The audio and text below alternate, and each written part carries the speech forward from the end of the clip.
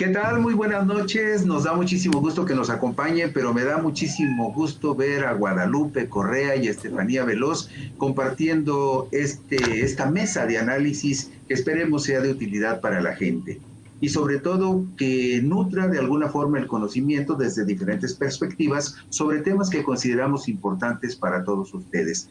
Y por supuesto, sobre el primer tema, que es un tema que va a tener muchísimas consecuencias. Yo quisiera que Guadalupe Correa nos hiciera el favor de dar la introducción y dar un primer vistazo a ese tema.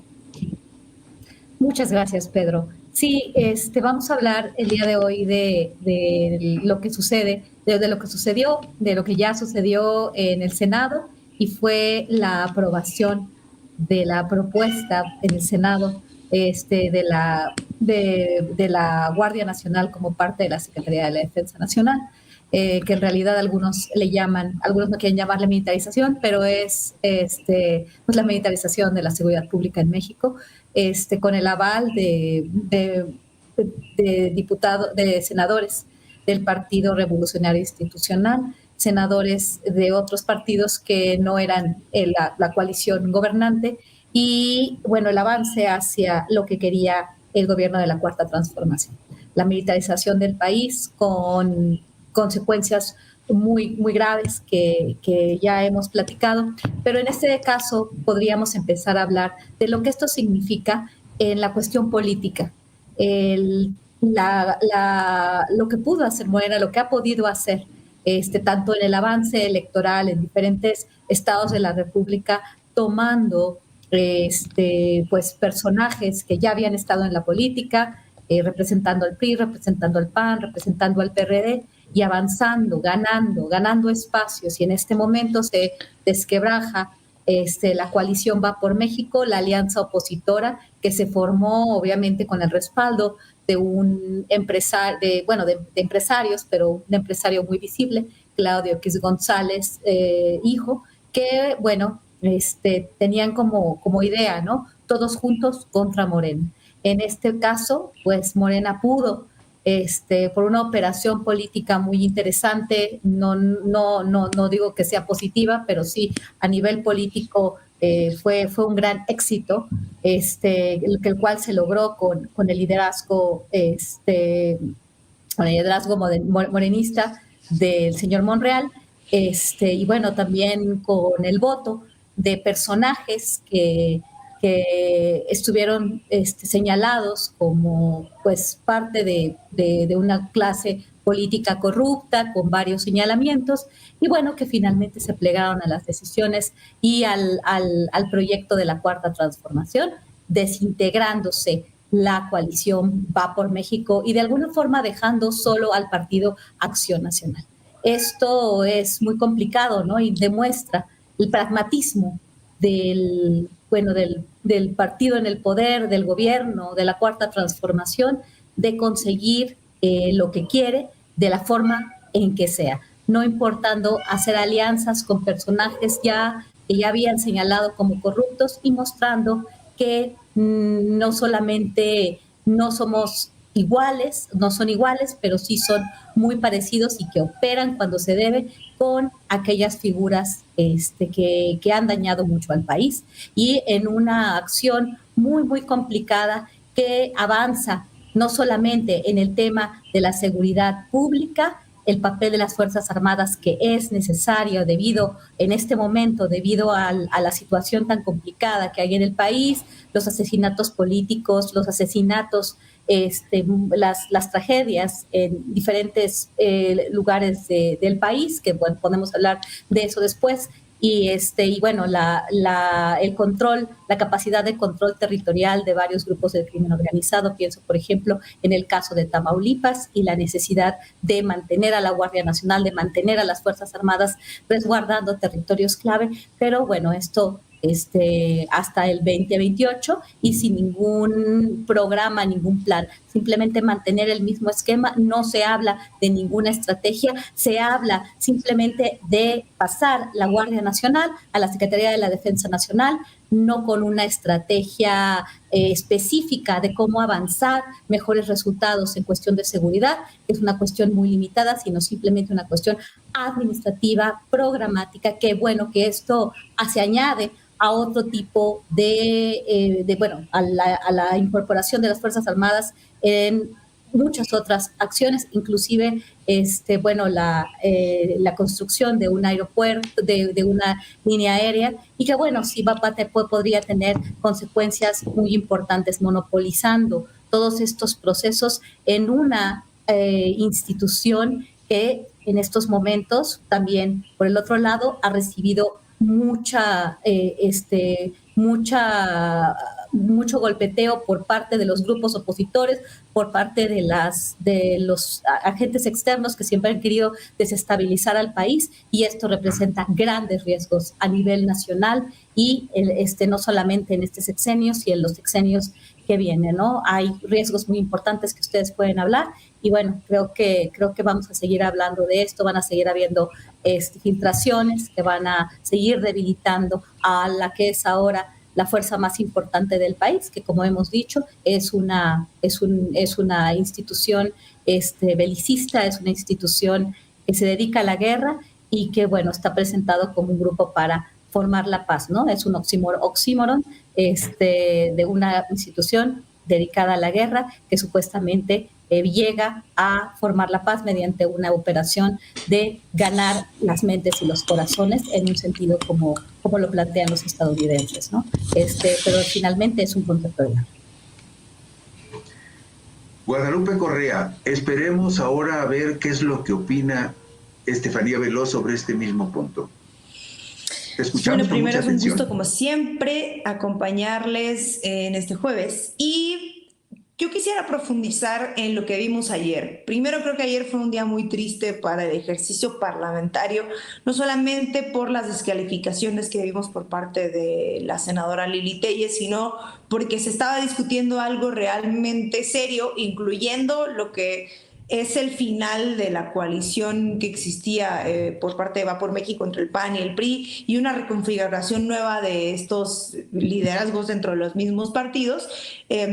Y creo que fue muy penoso lo que sucedió ayer en términos de lo que se gritaron entre senadores y senadoras en un día que marcaba un rumbo importante en la estrategia de seguridad del país. Y yo quisiera profundizar en los momentos digamos, hacia dónde va esto que se tomó ayer en el Senado como una decisión por parte de varios senadores, y qué implica esto en el cambio de la estrategia de seguridad, si es que implica un cambio real, para que la gente que nos está escuchando sepa un poco de qué estamos hablando, porque es un tema técnico, complicado, es algo que se viene discutiendo desde el 2018 y que hoy en el 2022, a pocos meses del 2023, se sigue cambiando el rumbo de lo que se planteó al principio, que era la Guardia Nacional como la institución que iba a ayudar a, no sé si pacificar, pero sí a mitigar los efectos del crimen organizado en México.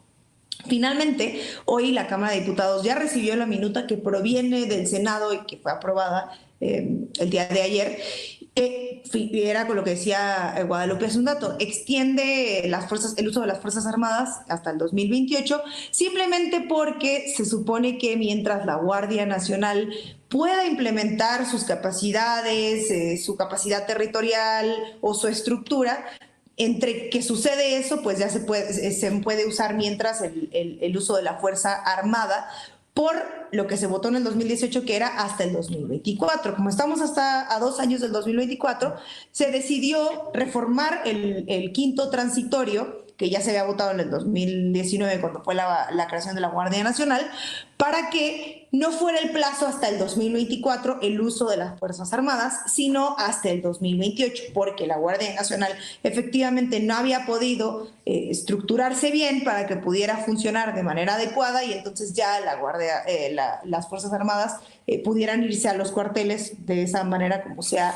llamado o se ha caricaturizado, y no se logró. Entonces, por lo tanto, se tiene que extender este permiso que se le da a las Fuerzas Armadas, digamos, esta prórroga, para que siga en las calles hasta que la Guardia Nacional esté lista.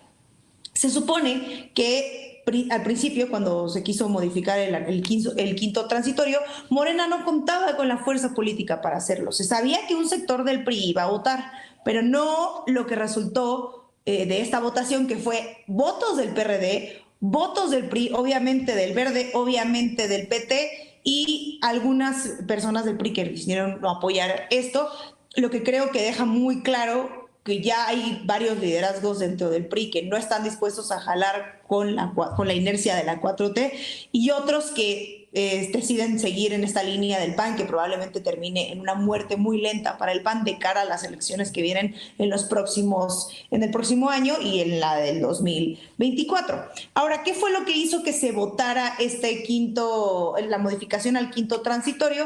Pues finalmente una modificación, es decir, no quedó como la propuesta que había dado el Ejecutivo, sino que se hicieron 3 modificaciones. Una es una suerte de control parlamentario de controles parlamentarios que implica la creación de una comisión bicameral, que no está muy claro quién va a integrar la comisión. Se sabe quién puede solicitar que se cree la comisión entre la Secretaría de Gobernación y otras, pero no está muy claro cuál va a ser el ADN de esa comisión, aunque se establece que va a ser bicameral. Y entre la otra, que me parece también importante, es este fondo económico o de fortalecimiento económico, digamos, en términos de presupuesto, que tendría que estar en el fondo permanente como un fondo permanente de apoyo en el ejercicio fiscal del 2023, para que a partir del 2024, por cada peso que se le da, digamos, a las Fuerzas Armadas, se le dé a la capacitación también de policías federales y policías municipales. Y esto parece que dejó tranquilo a la oposición para decir, bueno, ahora sí vamos a votar por eso si no está tal cual como viene el Ejecutivo. Y terminó en esto que pasó de un día donde Monreal decía que no echáramos las campanas al vuelo porque no se contaba con la mayoría para que se votara en la Comisión de Puntos Constitucionales, y resultó que votaron más actores y personajes de los partidos opositores por esto, que terminó siendo no tal cual lo que mandó el Ejecutivo, sino una cosa nueva en términos de los acuerdos que se hicieron, incluyendo hacer estos controles o estos mecanismos de rendición de cuentas por parte de la Sedena. Yo solo quiero terminar mi intervención diciendo esto. Desde que se creó la Guardia Nacional y desde que se votó y modificó el quinto transitorio para que existiera el uso de las Fuerzas Armadas en lo que funcionaba la Guardia Nacional, los senadores pueden solicitar la comparecencia de titulares de la Sedena.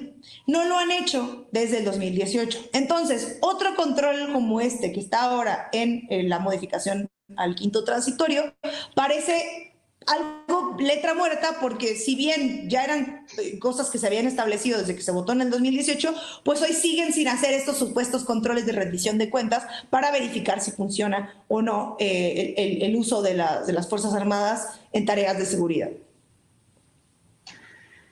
Pues yo tomo algo de lo que dijo Guadalupe en un principio y algo de lo que dijo Estefanía en esta primera participación. No habría que perder de vista dos cosas que me parecen esenciales.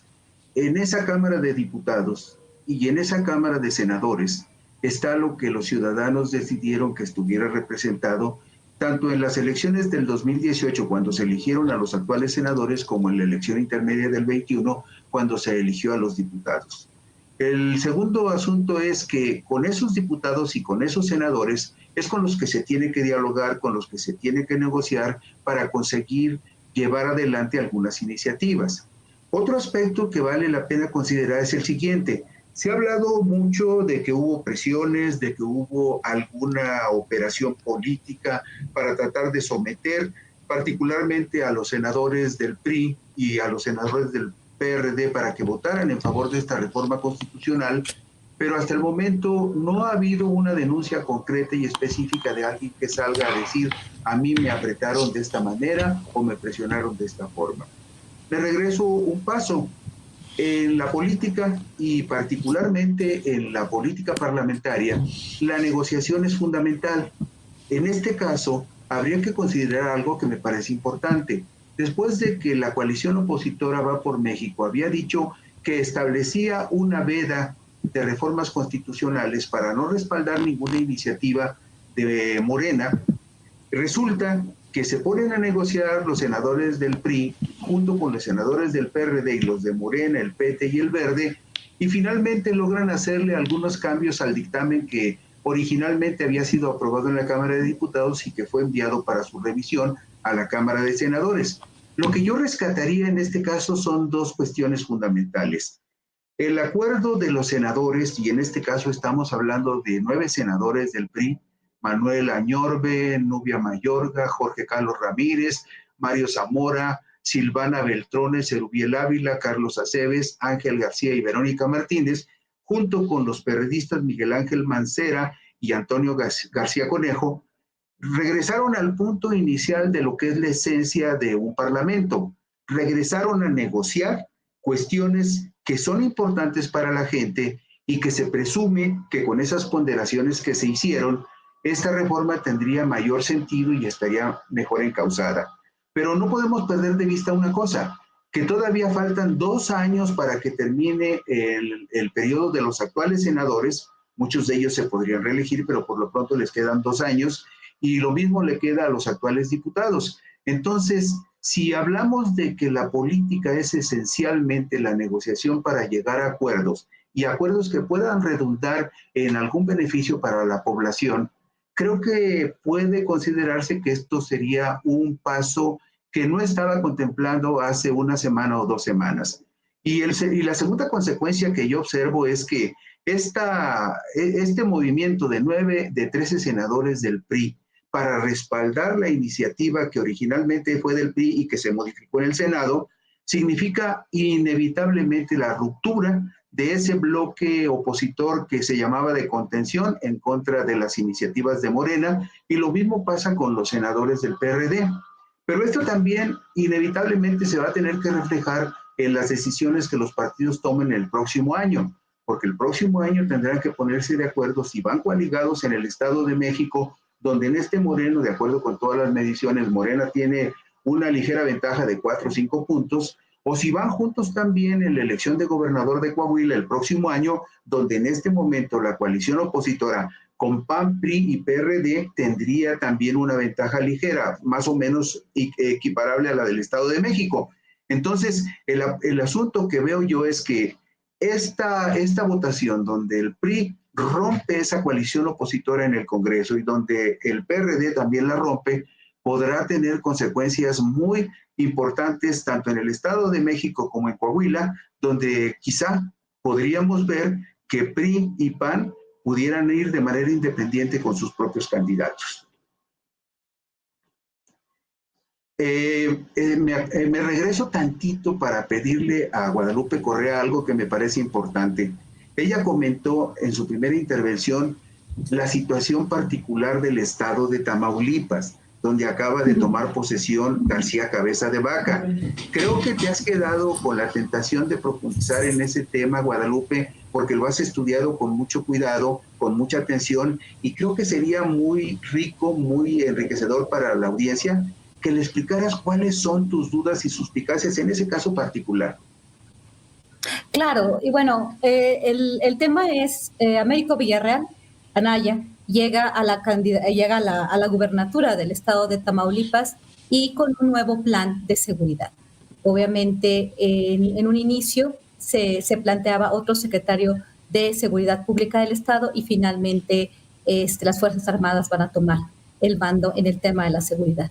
Creo que es una buena idea porque el estado de Tamaulipas sigue dominado varios de sus territorios, no solamente por un par de organizaciones, como fue en un momento los Zetas y el Cártel del Golfo, sino tenemos varias células que funcionan como sistemas complejos adaptativos, que es una cuestión ya militar muy, muy compleja, porque ya no solamente estamos hablando de un cártel del Golfo o de un cártel del Noreste, sino estamos hablando de varias células que alguna vez formaron los Zetas y alguna vez se formó el cártel del Golfo y están dominando territorios, enfrentándose y además también, de acuerdo a las filtraciones de las que vamos a hablar más adelante, aparentemente han infiltraron la policía de García Cabeza de Vaca, que ahorita se encuentra prófugo cuando se libró una orden de aprehensión y además una alerta migratoria a destiempo cuando pareciera ser que el gobernador ya estaba fuera, pero bueno, él había formado una policía estatal que se llamó Cayet, después fueron los Gopes, que fue durante todo el periodo acusada de vínculos con la delincuencia organizada. De acuerdo a estas filtraciones por la Sedena Leaks y el grupo de hackers que se autodenominan Guacamaya, aparentemente el cartel del Golfo había, y esto es una filtración que maneja la revista Proceso, el cartel del Golfo, para evitar la llegada del cártel Jalisco Nueva Generación, hace una infiltración de los GOPES y de la Guardia Nacional en el estado de Tamaulipas. Tenemos filtraciones dentro de la policía estatal, que es una policía semimilitarizada, y tenemos también la filtración en las fuerzas federales, de acuerdo a la filtración de la que también vamos a hablar, porque tampoco estamos seguros cómo se constituye esta filtración, si simplemente son reportes o son afirmaciones e investigaciones más concretas. Eso también es muy importante. Pero bueno, aparentemente tanto las policías como las Fuerzas Armadas han estado infiltradas por estos grupos criminales que operan, como dije, como sistemas complejos adaptativos, donde ya no es sencillo con las policías, sino se requiere operaciones ya militares, porque este es un desarrollo ya militar de las mismas células criminales. Es un tema muy complejo. Sin embargo, también tenemos nuestras dudas de cómo va a ser este liderazgo de Américo Villarreal. Américo Villarreal Anaya es un priista que ha estado vinculado, como lo hablamos la vez pasada, con políticos que muy probablemente están en investigación y se vinculan al tema de las aduanas. Tenemos algunas dudas también con relación a la toma de protesta de Américo Villarreal. No se habla del gobernador, todo va para adelante, y bueno, la Fiscalía General de la República, con su papel tan penoso que ha tenido en toda su desde que se volvió una Fiscalía General de la República. Entonces a veces podríamos hasta pensar en que hubo algún tipo de pacto. ¿Por qué? Porque Francisco Javier García Cabeza de Vaca se retira sabiendo nosotros que él no se emite una alerta roja con ya a nivel internacional, y no sabemos cuál es la comunicación que tiene Estados Unidos con México, cuáles son las investigaciones sobre Francisco Javier García Cabeza de Vaca, y hasta a veces pareciera ser que hay un pacto, ¿no?, de impunidad, donde el señor, que es un ciudadano estadounidense, sale, se fuga del país, y la alerta migratoria y la orden de aprehensión se dan a destiempo, ¿no? ¿Cuál es el papel de las personas que están cerca de Américo Villarreal Anaya, estos políticos que han formado parte de distintos partidos y que ahora forman parte de Morena, se cambian de color? Y bueno, pues todavía nos hacen dudar que esto va a avanzar. Tenemos ya varias experiencias desde Cavazos Lerma, Tomás Yarrington, Eugenio Hernández, Francisco Javier García Cabeza de Vaca, de vinculación de los mismos gobernadores con la delincuencia organizada. Pues obviamente esto nos plantea muchas dudas: cómo va a ser la administración de Villarreal Anaya, y cuál va a ser el futuro de Tamaulipas, ¿no?, ya con esta nueva administración. Gracias Guadalupe. Creo que Estefanía Veloz también tiene algo que decirnos para cerrar este primer tema antes de irnos a la pausa.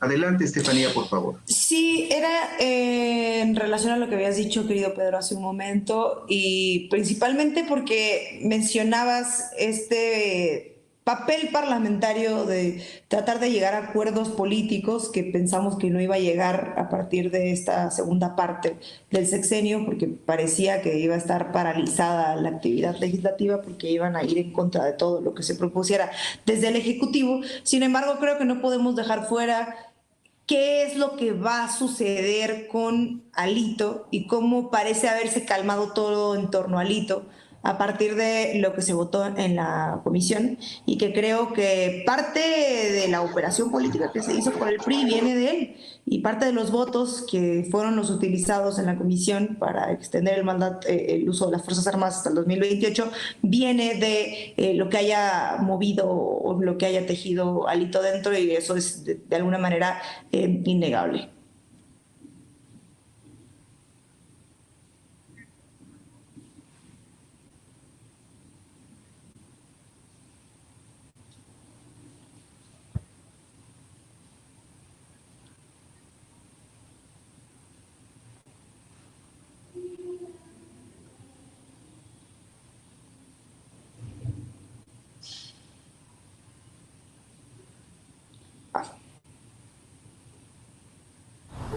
Si quieres información confiable, creíble y sin torceduras, si el acontecimiento sucedió cuando no estaban los programas en vivo, si sucedió muy noche o muy temprano, está en sinembargo.mx.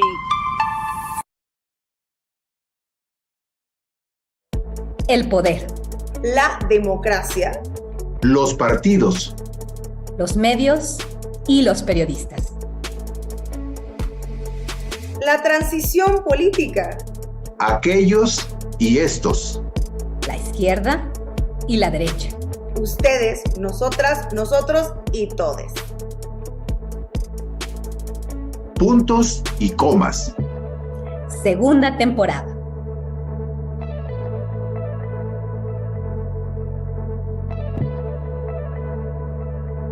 Un debate inteligente, totalmente en vivo, sobre los grandes temas nacionales. Acompaña a Estefanía Veloz, a Guadalupe Correa y a un servidor, Pedro Mellado.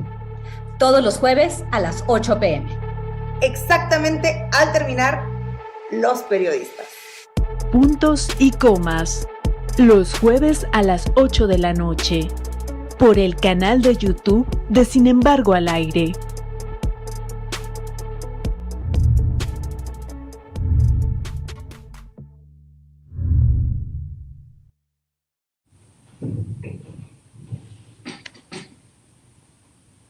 Hola, pues les doy la bienvenida de nuevo a Puntos y Comas. Y creo que nos quedamos en un tema que creo que sigue la línea de lo que vamos a platicar ahora, y es lo que ha estado rondando por todos los medios de comunicación, que no solo afectó a México, sino a Chile, Perú, Guatemala y El Salvador, y son los hackers llamados guacamayas o autodenominados guacamayas, que filtraron el sistema de seguridad de la Sedena y nos dejaron con mucha información allá afuera de qué hablar. Así que no sé si quieras empezar con este tema, querido Pedro. Bueno, lo que dices es cierto. El Estado Mayor Conjunto de las Fuerzas Armadas chilenas Me parece que no se está escuchando. ¿Sí? Parece que no se está escuchando. No, sí, ya, perdón. No. Déjame ver. Continúa, perdón. ¿Me escuchan ahora? Pongo Vimeo. Bueno, parece que tuvimos un pequeño problema con el sonido y ya estamos de regreso. Lo que comentaba es lo siguiente, como decía muy bien Estefanía Veloz, el Estado Mayor Conjunto de las Fuerzas Armadas chilenas fue hackeado. El Comando Conjunto de las Fuerzas Armadas de Perú fue hackeado. La Policía Nacional Civil de El Salvador fue hackeada. También el Ministerio de Defensa chileno confirmó que esto había sucedido, y en Colombia las fuerzas militares también fueron hackeadas. Esto significa que el asunto de las filtraciones que estamos viendo en México son un asunto que tiene una secuela que pareciera articulada desde diferentes países del continente y de países que particularmente pudieran tener algún signo que los hace afines o que los hace caminar o pensar en caminar juntos. Pero lo que me llama la atención hasta el momento es que esta masiva filtración de documentos de la Secretaría de la Defensa Nacional en México, realizada por un grupo de piratas informáticos que ellos mismos se denominan Guacamaya, hasta el momento creo que el asunto más delicado y más relevante que ha trascendido de las filtraciones de este grupo de hackers es lo que publicaron esta semana, lo que publicaron de manera conjunta la plataforma digital Animal Político y también la plataforma de Aristegui Noticias.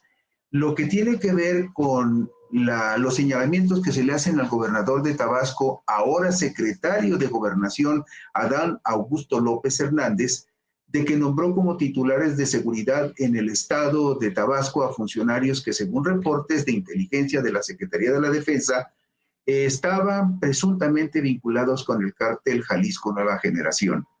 Otro asunto que también ha tenido mucha repercusión es el que se refiere a la vigilancia que la Sedena, al espionaje que la Sedena habría realizado con el software Pegasus a por lo menos un activista de derechos humanos y 2 periodistas, y a la presunción de que esta acción de la Secretaría de la Defensa podría haber estado al margen del conocimiento del presidente de la República, o por lo menos el presidente de la República dijo que él no estaba enterado de ese asunto. Y el otro punto con el que empezó esta cascada de filtraciones es el que conocimos el sábado pasado, cuando varias publicaciones se refirieron particularmente a las enfermedades que padece el presidente de la República, Andrés Manuel López Obrador. Pero lo que hasta el momento ha sucedido, creo que son situaciones que pueden y deben tener una explicación. Son situaciones que requieren una investigación seria para verificar hasta dónde se han violado los derechos humanos y la libertad de ciertas personas, particularmente en cuanto a la vigilancia a activistas de derechos humanos o a periodistas, y también en cuanto a la relevancia que tiene que el presidente puede estar enfermo seriamente y que eso pueda repercutir en sus actividades públicas.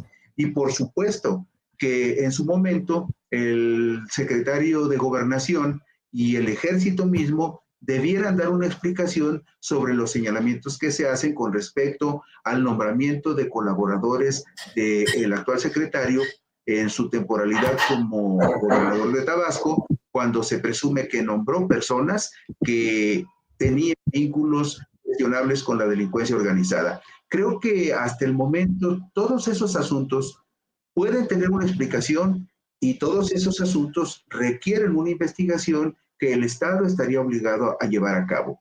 Con eso concluiría mi primera intervención. Con lo que dices, Pedro, y quisiera darle la palabra a Guadalupe. Ya, después si quieren voy yo. Querida Guadalupe, ¿qué opinas de lo que decía Pedro? Muchas gracias. Yo creo que el tema de las filtraciones es un tema delicadísimo, independientemente de la información que en un inicio parecía haber sido no tan relevante.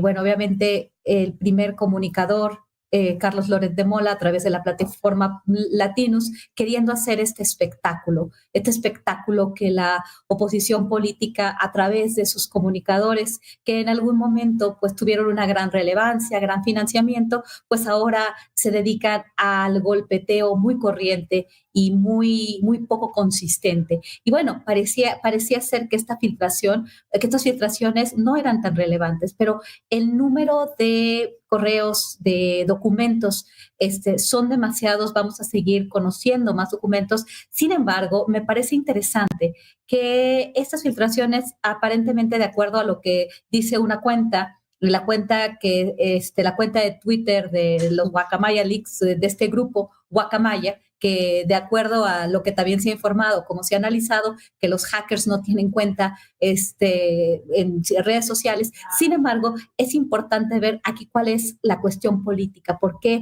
se gastan estos recursos para presentar cierta información y con ciertas agendas. Esto es importante. Por otro lado, ¿de dónde salió esta información? ¿De dónde salieron estos cables? ¿De dónde salieron estas informaciones? Creo que debió haber salido, independientemente de lo que dice este grupo, que fue una operación de un hackeo que suena muy también de espectáculo. Podría haber salido de la misma Secretaría de la Defensa Nacional, lo cual plantearía una división al interior de la misma Secretaría de la Defensa Nacional, de las Fuerzas Armadas, y esto sí es preocupante. ¿Y cómo se ha utilizado por diferentes medios de comunicación? Como digo, con la revista Proceso, ¿no?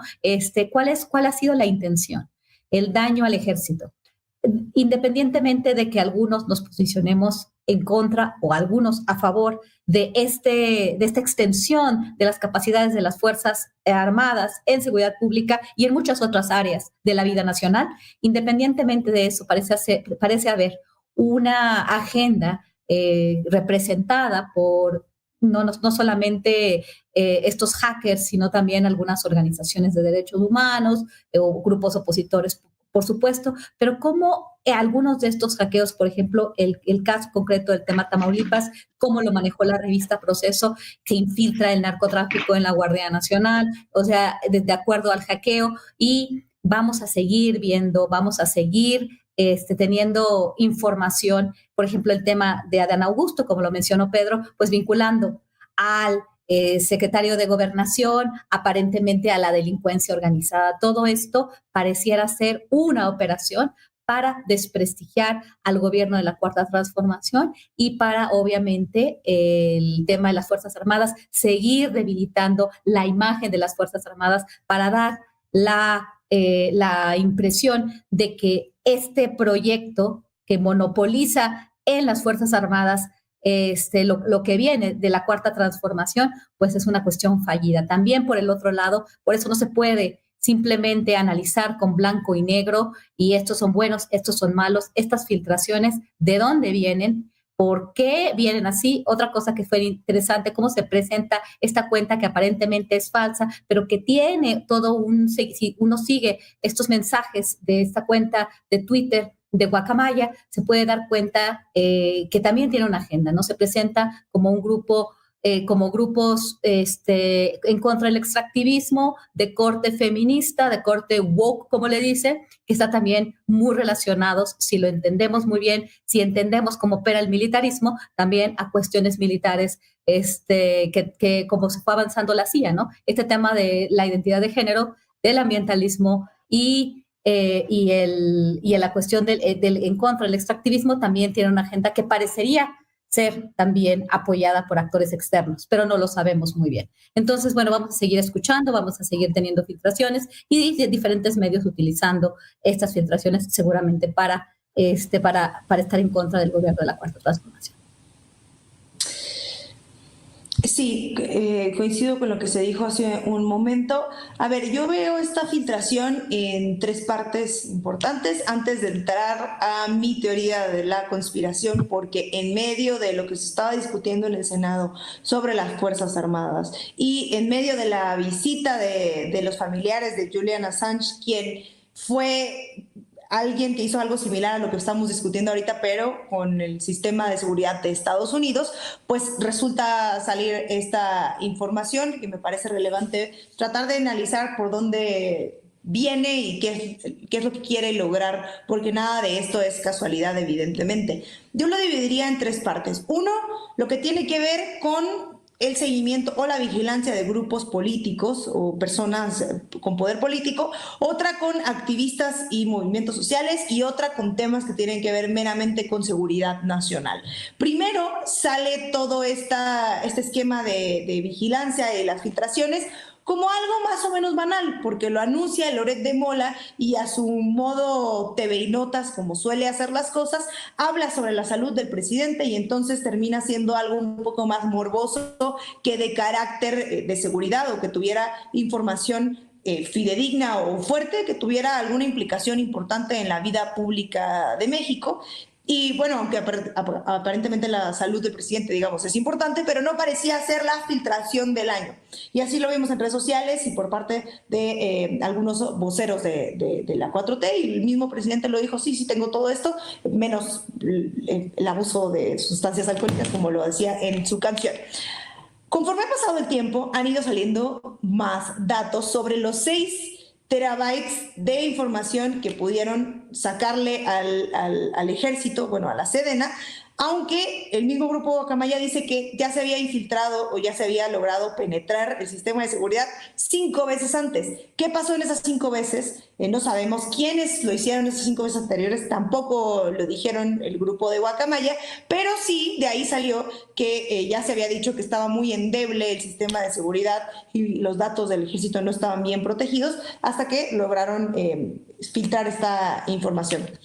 Uno de los datos importantes de esta filtración fue algo que el ejército denomina, o dentro de los archivos, miles de correos electrónicos que lograron tomar, que denomina campos de poder, donde vienen figuras como Martí Batres, como Mario Delgado, como el actual gobernador de San Luis Potosí, que terminaron siendo figuras que adquirieron más poder, pero que han sido vigiladas más o menos desde el 2017 hasta el 2020-21, donde se le da seguimiento a dónde estudiaron, el poder que tienen, las organizaciones a las que pertenecen, su carrera política.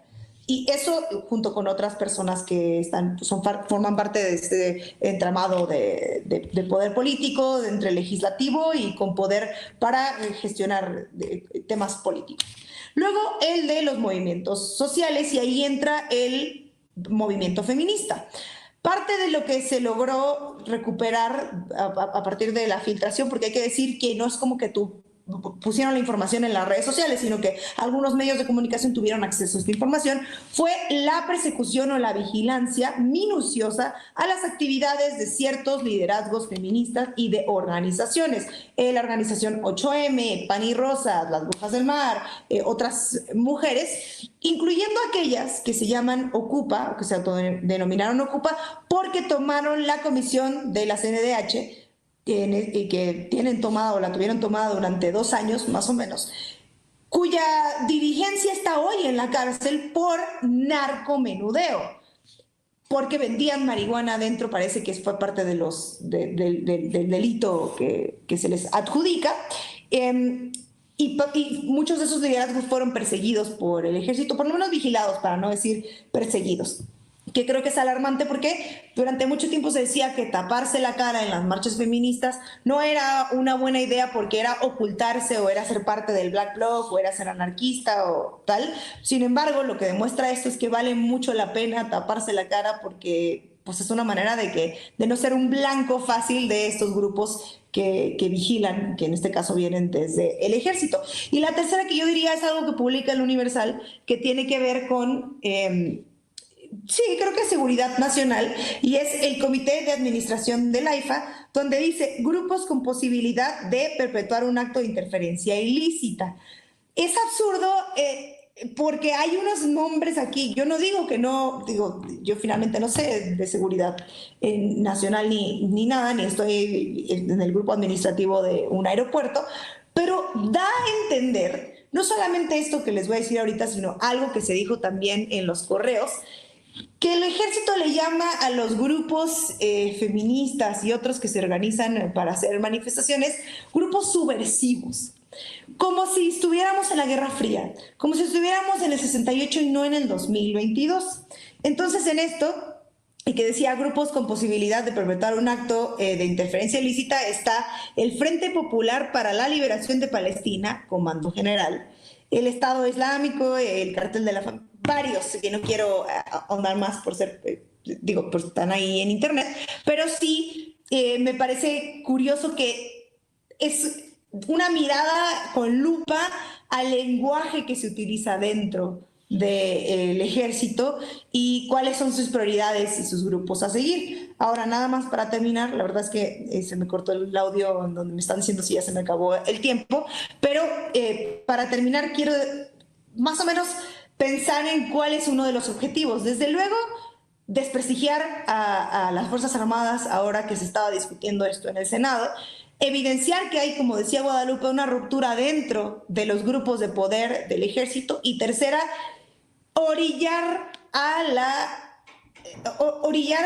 la defensa del ejército por parte del presidente, y lo vimos cuando Nayeli Roldán va a la mañanera a hacerle esta pregunta al presidente y el presidente dice ¿por qué habríamos de espiar a tal y tal persona? Creo que parte de toda la filtración implica también eso, orillar a la defensa de la Fuerza Armada y a evidenciar todas estas rupturas que existen dentro del ejército. Lo habíamos dicho el jueves pasado, estamos en la punta del iceberg de lo que pueda salir en términos de filtraciones. En ese momento todavía no salía esto, pero van a seguir saliendo muchas más cosas que van a tener a muchos personajes políticos en medio de esta disputa, que creo que tiene intereses internacionales y que, como bien decía Pedro hace un rato, no solo es México, sino todos estos otros países donde se han ido descubriendo un modus operandi similar en términos de vigilancia y de espionaje. Bueno, hay algo que debe quedar muy claro y que tiene que ver con lo que dice Guadalupe y lo que dice Estefanía Veloz. En las cuestiones de política y actualmente en las cuestiones de comunicación en México, no hay hechos fortuitos ni hay hechos casuales. Es simplemente, habría que hacerle un seguimiento al tipo de información que sigue, a las fuentes que generan cierto tipo de información, y es razonable detectar cuál es el propósito de cierta incidencia informativa con respecto a ciertos temas. Segundo, indudablemente en cualquier país del mundo, y particularmente en México, las Fuerzas Armadas tienen una tarea muy delicada que tiene que ver en tiempos de paz con la preservación de la defensa de los intereses del país en el ámbito interno.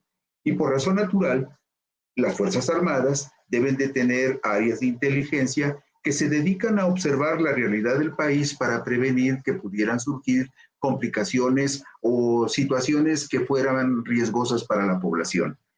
Lo que creo que a donde creo que nos va a llevar este proceso de filtraciones es algo que me parece que puede ser muy sano, que tengamos que analizar con mucho detalle, con base en lo que pueda surgir como filtración con respecto a las tareas de inteligencia del ejército o a las tareas de espionaje del ejército, hasta dónde unas y otras son legales o ilegales y hasta dónde unas y otras se pueden justificar en razón del interés de la seguridad interna de la nación. Pero también hay algo muy importante. Creo que es muy sano que si esta información y estas filtraciones salen, deben de tener una explicación razonable. El gobierno tiene la obligación de explicar y de aclarar todo aquello que esté en el terreno en donde esté vulnerando o pueda vulnerar los derechos de los ciudadanos. Entonces, no sabemos hasta dónde y de qué profundidad pudieran ser las nuevas filtraciones con respecto a las situaciones en donde se involucran las Fuerzas Armadas. Pero indudablemente que la mejor manera de enfrentar una situación de esta naturaleza es hablar con la verdad y aclarar fehacientemente, con base en lo que está establecido en las leyes, si las Fuerzas Armadas o algunas otras instituciones del Estado están actuando apegadas a la ley o no están actuando apegadas a la ley, si están actuando en el servicio de la sociedad o no están actuando en servicio de la sociedad. Más allá de que podamos suponer que pudiera haber alguna fractura en las Fuerzas Armadas o alguna ruptura que haya facilitado la fuga de esta información, creo que lo importante es que entremos en el análisis serio desde la sociedad y desde el gobierno sobre cuáles son los límites de las Fuerzas Armadas en las áreas, por un lado de vigilancia, por otro lado de inteligencia y por otro lado de espionaje, si este se hace de manera ilegal, porque hay situaciones en las que para espiar a una persona o grabar a una persona o grabar sus conversaciones, se necesitaría obligadamente el permiso de una autoridad judicial. Yo diría que rescataría de esto este punto porque es una buena oportunidad, a pesar de que pudiera haber filtraciones que comprometieran tanto al gobierno mexicano como en particular a las Fuerzas Armadas. Yo quería abonar a lo que tú decías, algo que dijo Álvaro Delgado, me parece que antier en su columna, y era la necesidad de una respuesta institucional a partir de algo que es muy grave como esto, y no sé si hasta ahora se está tratando de generar esa respuesta, pero lo cierto es que todavía no está, y sobre todo porque tiene que analizarse toda esta información, y lo segundo para mí tiene que ver con qué se hace con esta información, porque información obtenida a través de filtraciones como estas no se puede usar tan a la ligera en procesos judiciales. Entonces también tendría que ser un proceso interno de investigación, de órganos de control cuando se refiere a funcionarios públicos y lo que pase, pero recordemos que pues, el ejército se maneja de una manera distinta y todo lo que tenga que ver, no sabemos qué es lo que esté pasando adentro y no hay manera de poder saberlo, ¿no? Sí, y bueno, sí. Y bueno, creo que también es importante, debemos de tomar la información también con pinzas y debemos de tratar de entender que lo que se filtró no es una realidad, y esto es muy importante. Insisto con el tema del cartel del Golfo, según esto, infiltrando a la Guardia Nacional, infiltrando a los GOPES. No sabemos qué tipo de comunicación se dio a conocer. Pudo haber sido, esto dice esta mujer, pudo haber sido el email de una persona a otra. Esta es mi investigación o esta es la información que me llegó, pero ya se está dando por hecho. Y eso también es muy importante. Tenemos que ver cuando se acusa al secretario de Gobernación de haber tenido vínculos con la delincuencia organizada, tenemos que ver qué contexto. Esto está saliendo de contexto. No hay una investigación sobre quién fue quién dirigió la filtración, quién participó en la filtración, pero también tenemos que tomar en cuenta que ahorita es un espectáculo realmente. O sea, no estamos a veces analizando en base a realidades, sino en base a filtraciones y a interpretaciones de filtraciones. Hay que tener muchísimo cuidado con esto y Totalmente. bueno, este tipo de noticias van a estar pues sucediendo y se van a estar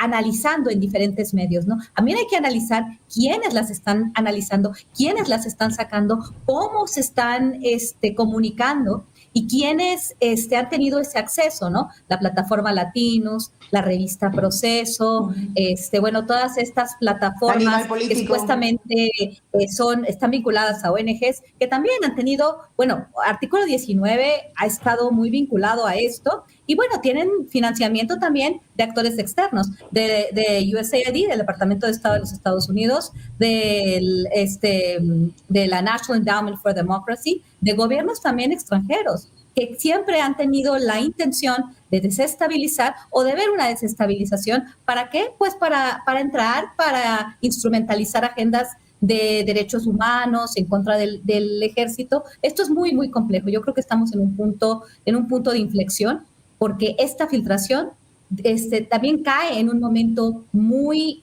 clave que tiene que ver también con el tema de, ¿no?, de la reforma de la Guardia Nacional. Entonces, todo va junto. ¿Por qué pasó en este momento? ¿Quiénes están participando? Esto también tenemos que tomar en consideración. Sí, yo diría que regresando a un punto que mencionaba Estefanía y en el que coincidimos, creo que la mejor fórmula para enfrentar esta filtración informativa que, como dice Guadalupe Correa, puede también tener una intención aviesa en algunos casos, o una mala interpretación o una manipulación de la idea para que dé un resultado que no corresponda con la realidad. Creo que lo único que puede blindar al Estado y al gobierno y al ejército es institucionalmente ofrecer la información que aclare o que clarifique si lo que se publica y se difunde está razonablemente sustentado o no. Creo que es la única forma en lo que pueden enfrentar este tipo de situaciones. O sea, si se habla con la verdad, aunque esta verdad implique en algún momento generar situaciones incómodas incluso dentro del gobierno y del ejército, creo que se debe de hacer. Coincido totalmente. Bueno, pues ya llegamos al final. Concluimos y nos veremos la próxima semana. Gracias. Muy contento de estar con Guadalupe Correa, con Estefanía Veloz. Siempre es un honor compartir este espacio con ustedes, y siempre es un honor que la gente nos haga el favor de acompañarnos y de participar en nuestro chat. Por aquí nos encontraremos la próxima semana. Buenas noches. Muy buenas noches. Gracias, hasta luego. Que les vaya muy bien. Buenas noches. Adiós.